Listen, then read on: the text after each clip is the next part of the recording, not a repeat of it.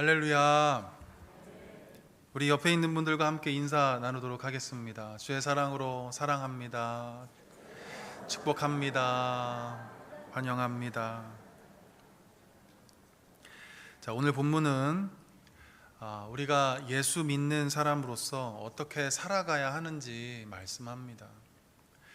구원받은 성도로서 어떻게 사는 것이 하나님의 기쁨이 되는지 오늘 본문은 우리에게 말씀해 주고 있습니다. 이제 곧 있으면 방학이 끝나고 개학이 얼마 남지 않았는데 학교에서 우리가 어떻게 살아가야 하는지, 내일이면 또 직장 생활하게 될 텐데 내일 직장 생활 또 어떻게 해야 하는 것인지 오늘 본문은 우리에게 말씀해 주고 있습니다. 자, 우리 13절과 우리 14절 말씀을 우리 다 함께 한 목소리로 한번 읽어볼까요? 시작. 너희는 세상의 소금이니 소금이 만일 그 맛을 잃으면 무엇으로 짜게 하리요? 후에는 아무 쓸데없어 다만 밖에 버려져 사람에게 밟힐 뿐이니라.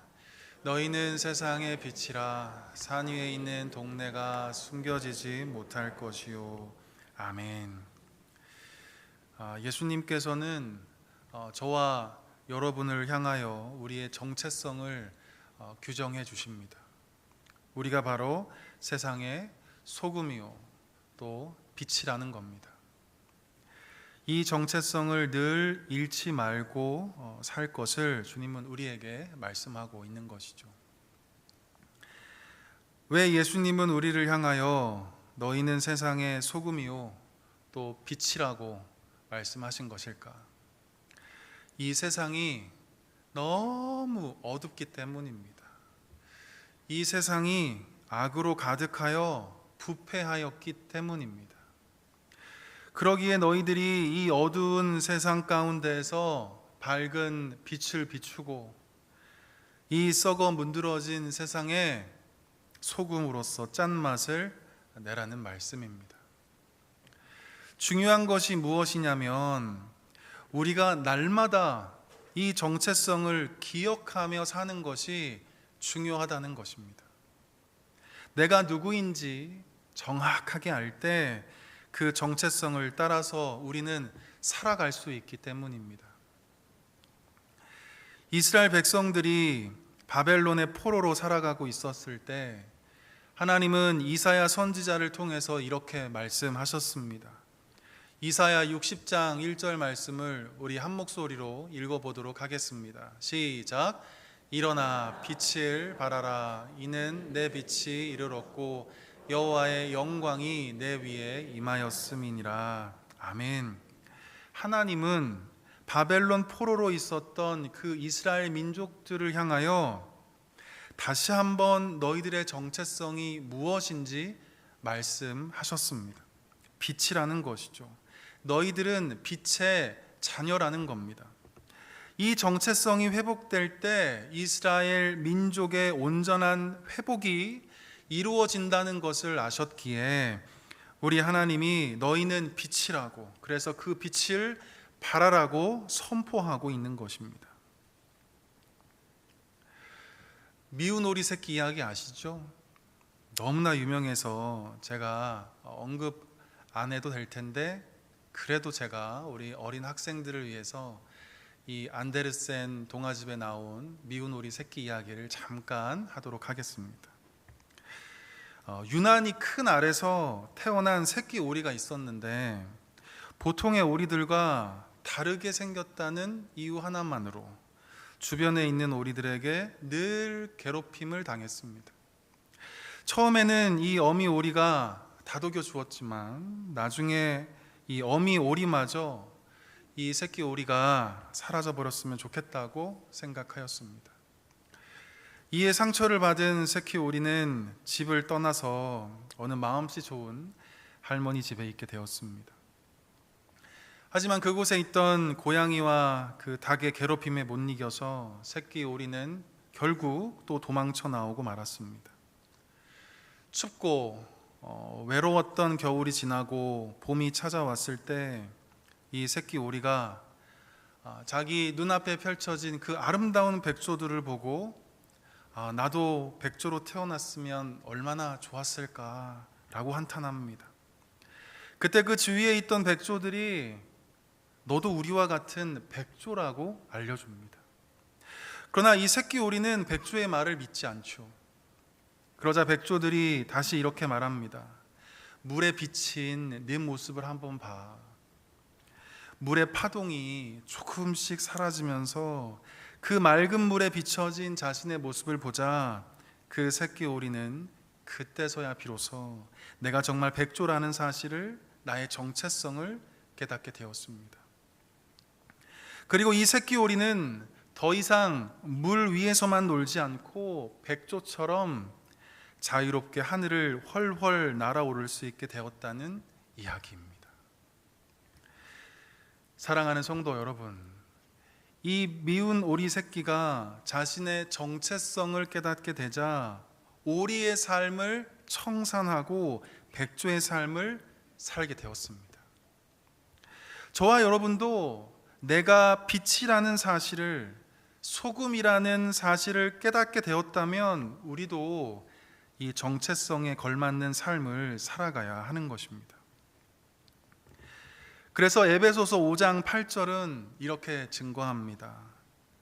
너희가 전에는 어둠이더니 이제는 주 안에서 빛이라, 빛의 자녀들처럼 행하라 라고 말씀합니다.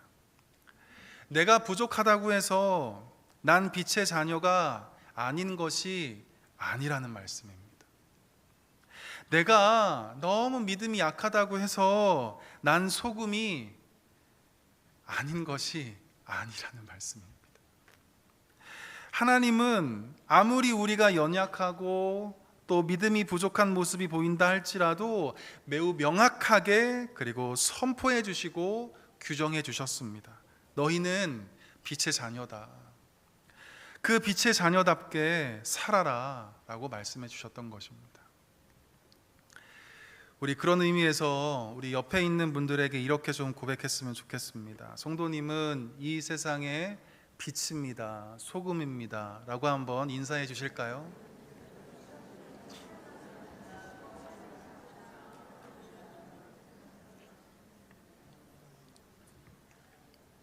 자, 그렇다면 우리가 이 나의 정체성을 알았다면 이제 어떻게 사는 것이 세상의 소금으로 그리고 빛으로 사는 것일까? 우리 먼저 소금의 기능을 한번 생각해 보면 쉽게 이해할 수 있습니다. 소금은 짠맛을 내기도 하지만 무엇보다 음식이 썩지 않도록 그 신선도를 보존시켜주는 기능을 가지고 있습니다. 바닷물이 썩지 않는 이유가 무엇이냐면 바닷물에 포함되어 있는 불과 2.8%의 그 소금 때문이라고 합니다. 이처럼 소금은 부패를 방지합니다. 소금은 썩지 않도록 돕는 역할을 하는 것이죠. 우리는 이것을 기억할 때 세상에 소금으로 살아가는 것이 어떤 삶인지 깨닫게 됩니다. 부정행위로 가득한 곳에 정직함을 실천하고 갈등과 불화로 만연한 직장에 주의 사랑과 평화를 이루어가는 것입니다. 폭력과 거친 욕설이 난무하는 학교에 따뜻한 용서와 온유함으로 다가가고 음란으로 가득한 이 문화 한복판에 주의 거룩한 문화를 용기 있게 심어가는 것입니다. 늘 불만과 비난으로 가득한 나와 너의 관계 속에서 소금으로 살아간다는 것은 칭찬과 격려와 위로와 따뜻한 말 한마디를 건네며 살아가는 것입니다. 그래서 사도 바울은 로마서 12장 21절에서 말하기를 악에게 지지 말고 선으로 악을 이기라고 말씀하셨습니다. 악에 대하여 더 나쁜 악으로 맞서는 것은 더욱 부패를 심하게 만들 뿐입니다. 악이 더욱 양산되고 확산되어져 가는 것이죠. 오히려 선을 행함으로 우리는 악을 이길 수 있다고 성경은 우리에게 말씀해 주고 있습니다. 선이야말로 악의 그 순환고리를 끊을 수 있고 그리고 확대되어 가는 악의 힘을 무력화시킬 수 있기 때문입니다. 이것이 바로 세상의 소금으로 살아가는 삶의 모습인 것이죠. 우리가 잘 아는 요셉, 그는 애굽의 노예로 팔려가게 되었습니다. 형들의 배신 때문에, 이 형들의 끔찍한 악함으로 인해서 요셉은 억울하게 고통받는 삶을 살게 되었습니다. 노예로 살아가는 것도 괴로웠을 텐데 또 억울한 누명을 쓰고 감옥에 갇히는 신세가 되었습니다. 그런데 하나님은 요셉에게 은혜를 주셔서 애굽의 총리로 세워주시죠. 엄청난 권력과 지위를 가지게 되었습니다. 어느 날 이 요셉의 악한 형들이 식량을 구하기 위해서 애굽의 총리인 요셉에게 찾아오게 되었습니다. 사실 요셉은 자신을 노예로 팔아넘긴 이 악한 형들을 자신의 권력으로 부하들을 통해서 땀 한 방울 흘리지 않고 죽일 수 있었습니다. 저 같으면 그랬을 텐데 자신이 가지고 있는 그 애굽의 막강한 권세로 형들을 아주 괴롭게 고문을 하고 그리고 무자비한 방법으로 처형을 시킬 수 있었습니다. 그런데 그러지 않았습니다. 오히려 요셉은 하나님의 선하심을 믿음으로 고백하고 악한 형들을 악으로 대하지 않고 선으로 대해 주었습니다. 요셉이 형들에게 하는 말을 잘 한번 들어보시기 바랍니다. 창세기 45장 4절과 5절 말씀 우리 다 함께 한번 읽어볼까요? 시작. 요셉이 형들에게 이르되 내게로 가까이 오소서. 그들이 가까이 가니 이르되 나는 당신들의 아우 요셉이니 당신들이 애굽의 판자라. 당신들이 나를 이곳에 팔았다고 해서 근심하지 마소서. 한탄하지 마소서. 하나님이 생명을 구원하시려고 나를 당신들보다 먼저 보내셨나이다. 아멘. 요셉은 악을 악으로 갚지 않았습니다. 복수의 칼날을 갈지 않았다고요.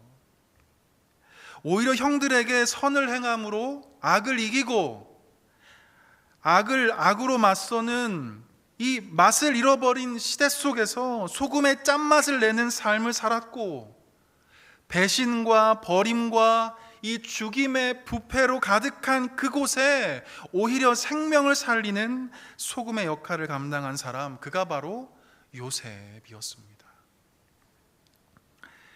바라기는 악함으로 가득한 이 세상 한복판에서 더 악한 모습으로 맞서는 그런 자가 아니라 오히려 이 요셉과 같이 선을 행함으로 주의 사랑과 자비를 실천함으로 소금의 역할을 감당하며 살아가는 저와 여러분 모두 되었으면 좋겠습니다. 자, 두 번째로 어떻게 사는 것이 세상의 빛으로 사는 것일까? 자, 오늘 본문 우리 16절 말씀 한번 다 같이 읽어보도록 하겠습니다. 16절입니다. 시작.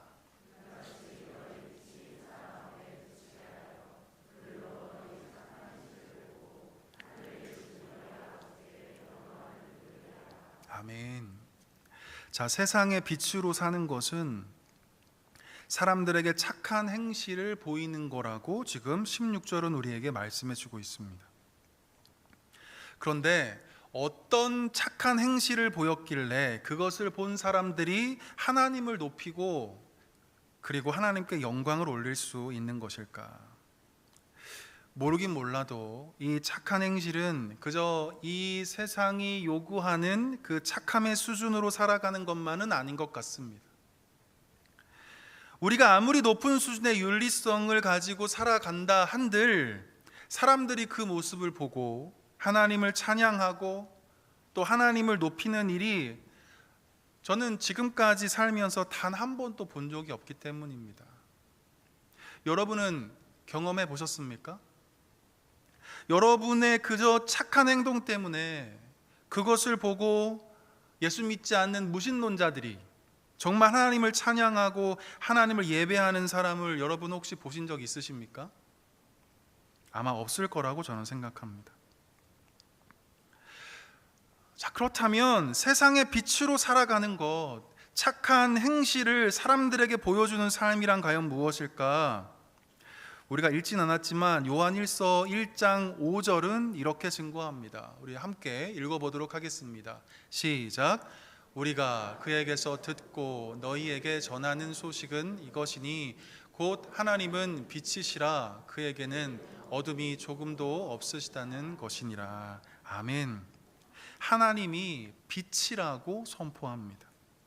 그리스도 예수가 모든 어둠을 밝히는 빛이라고 말씀해주고 있습니다.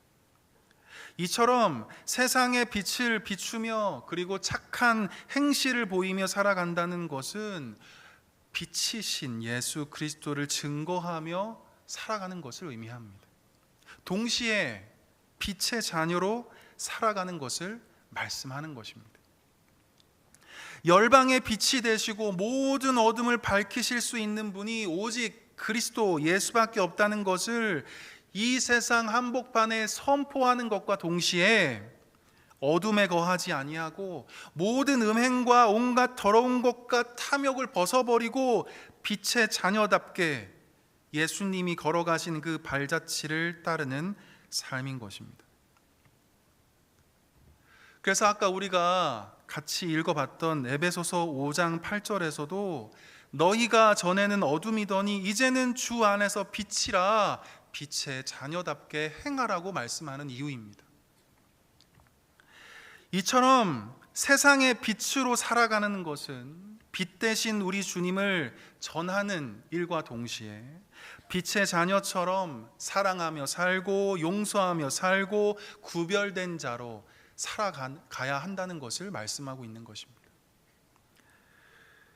사랑하는 성도 여러분, 사도 바울은 대표적인 이 세상의 빛으로 살아갔던 사람이었습니다. 하나님이 그를 이방의 빛으로 세워주시죠. 수많은 우상 숭배와 그리고 음란이 죄인지 모르고 살아가는 저 어두운 이방인들을 향해서 사도 바울은 빛이신 예수 그리스도를 전하는데 조금도 망설임이 없었습니다. 거짓과 무자비함과 배신으로 가득한 저 어두운 이방인들을 향하여 사도 바울은 예수 그리스도의 사랑의 빛을 비추어 주는데 주저함이 없었습니다.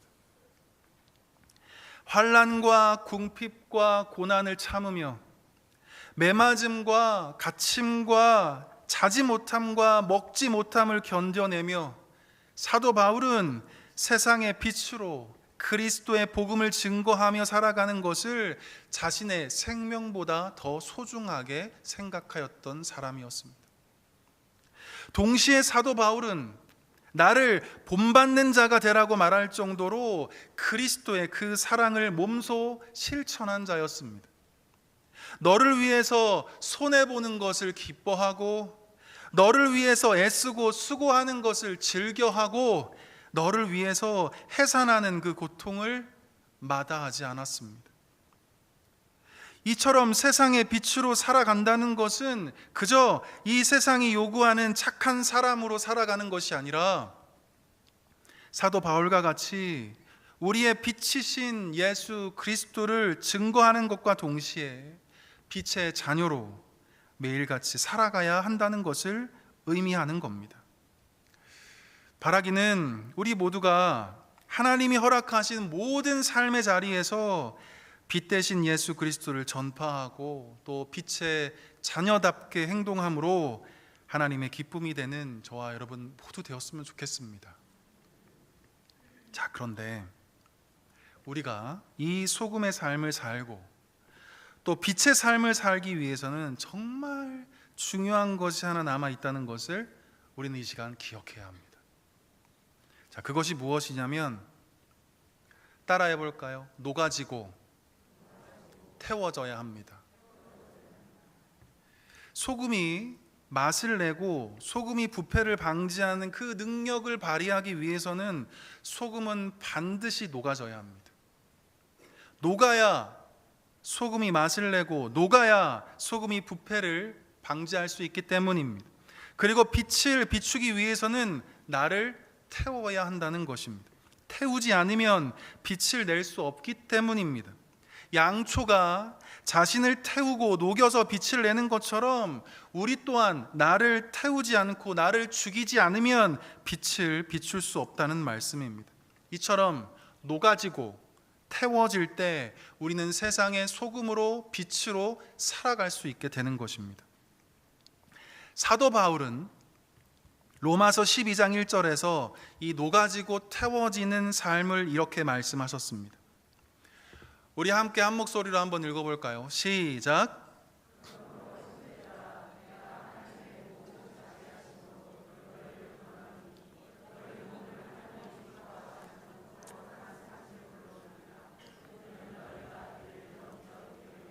아멘. 자, 여기서 산 제물로 드리라는 것은 무슨 뜻일까? 죽으라는 것입니다. 제물의 삶을 살라는 것이죠. 진짜 죽으라는 뜻이 아니라, 다시 말해서 오늘 본문과 함께 적용해서 말씀드리면 녹아지는 삶을 살고 태워지는 삶을 살라는 말씀입니다. 희생하고 헌신하고 충성하라는 것이죠. 주를 위해서 나의 삶을 드리고 주를 위해서 나의 모든 시간을 드리고 나의 모든 물질과 나의 모든 열정과 나의 모든 것을 아낌없이 하나님께 드리라는 말씀입니다. 그런데 왜 우리가 이 제물의 삶을 살아가야 하는 것일까? 우리가 왜 녹아지고 태워지는 삶을 살아가야 하는 것일까? 왜냐하면 우리가 믿고 섬기는 예수님이 먼저 제물이 되셔서 우리를 위해 죽으셨기 때문입니다. 그 놀라운 사랑을 우리에게 먼저 보여주셨기 때문입니다. 에베소서 5장 2절 같이 한번 읽어볼까요? 에베소서 5장 2절 말씀입니다. 읽어볼까요? 시작. 그리스도께서 너희를 사랑하신 것 같이 너희도 사랑 가운데서 행하라. 그는 우리를 위하여 자신을 버리사 향기로운 제물과 희생 제물로 하나님께 드리셨느니라. 아멘. 예수님이 우리를 위하여 향기로운 제물, 희생 제물이 되셨다고 말씀합니다. 인간의 죄 때문에 희생당하는 그 제물이 바로 우리 예수님이라고 지금 말씀하고 있는 것입니다. 예수님이 먼저 우리를 위한 제물이 되셔서 우리를 죽음에서 생명으로 옮겨 주셨습니다. 예수님이 먼저 희생 제물이 되어 주셔서 우리를 죄와 사망의 법에서 생명과 성령의 법으로 옮겨 주셨습니다. 예수님이 먼저 녹아지고 태워지셔서 우리를 이 비참에서 건져주시고 우리를 이 삶의 모든 문제로부터 참된 자유와 평안을 허락해 주셨습니다. 사랑하는 성도 여러분, 그러므로 우리는 주님께 산 제물로 드릴 수 있는 것입니다. 나에게 주신 은혜가 차고 넘치기에, 나에게 주신 그 풍성한 사랑이 너무나 아름답고 놀랍기에 나를 위해서 제물이 되신 우리 주님께 나 또한 아낌없이 희생을 드리고 헌신을 드리고 충성을 드리고 나의 모든 삶을 주님께 제물로 바칠 수 있는 것입니다. 우리가 잘 알고 있는 다니엘, 그는 바벨론 왕의 음식과 왕이 마시는 그 포도주로 자기를 더럽히지 않았습니다. 세속에 물들지 않고 이 세상이 주는 안위에 사로잡히지 않았던 인물이었습니다. 오직 다니엘은 하나님의 법에 순종하고 하나님의 질서에 순응하며 오직 하나님만 경외하는 것을 기쁨으로 여겼던 사람이었습니다. 30일 동안 세상의 권력에 순복하기만 하면 그 남은 인생은 탄탄대로였지만 다니엘은 그 세속적 권세에 복종하기를 거부하고 하나님을 섬기는 것을 선택함으로 사자의 밥이 되기를 자처했던 사람이었습니다.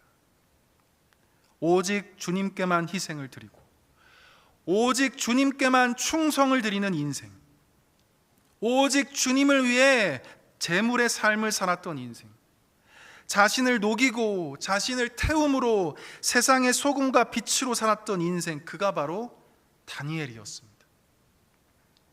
그 다니엘의 모습을 보고 그 다니엘의 착한 행실을 보고 이방신을 섬겼던 다리오 왕이 이렇게 하나님을 찬양하고 높였던 것입니다. 다니엘 6장 26절과 27절 말씀을 제가 읽어보도록 하겠습니다. 그는 살아계시는 하나님이시오 영원히 변하지 않으실 이시며 그의 나라는 멸망하지 아니할 것이요 그의 권세는 무궁할 것이며 그는 구원도 하시며 건져내게도 하시며 하늘에서든지 땅에서든지 이적과 기사를 행하시는 이로써 다니엘을 구원하여 사자의 입에서 벗어나게 하셨음이라 하였더라. 사랑하는 성도 여러분, 오늘 본문 이 16절의 말씀처럼 우리의 착한 행실을 보고 사람들이 하나님께 영광을 돌리고 찬양할 수 있는 것은 그저 이 세상이 요구하는 착한 자로 살아가기 때문이 아니라 나를 녹이고 나를 태우는 삶을 살 때 우리 예수님과 같은 제물의 삶을 살아갈 때 나의 모든 희생과 헌신과 그 충성을 주님께 드릴 때 사람들은 이 다리오 왕처럼 하나님을 높이며 찬양할 수 있게 되는 것입니다.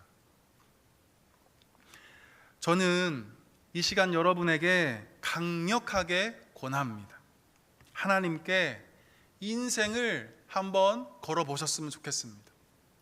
하나님께 나의 삶을 제물로 드리기를, 그리고 제물의 삶을 살아가기를 이 시간 결단해 보았으면 좋겠습니다. 하나님께서 반드시 책임지십니다. 하나님이 저와 여러분의 인생을 반드시 영화롭게 하십니다. 승리가 우리의 것이 될 것이며 온 우주적인 감격과 한이가 저와 여러분의 것이 될 것입니다. 빛과 소금으로 살아가는 저와 여러분을 보고 조롱하고 비웃는 이들이 예수님이 재림하시는 그날이 오면 우리를 가장 부러워하게 될 것입니다. 승리할 수 있기를 주님의 이름으로 간절히 축원합니다. 기도하겠습니다. 거룩하신 하나님 아버지, 너희는 세상의 소금이라 빛이라고 우리의 정체성을 규정해 주셨는데 우리가 이 정체에 걸맞는 삶을 살아갈 수 있도록 날마다 성령으로 충만케 하여 주옵소서. 소금으로 이 세상의 부패를 방지하는 삶을 살게 하여 주시고 빛으로 빛이 되신 예수님을 전하며 빛의 자녀답게 살아가게 하여 주옵소서.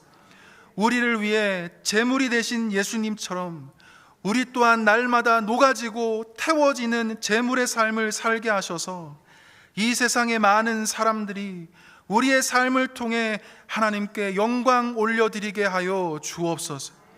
우리를 위해 희생 제물이 되신 예수 그리스도의 이름으로 간절히 기도드리옵나이다. 아멘.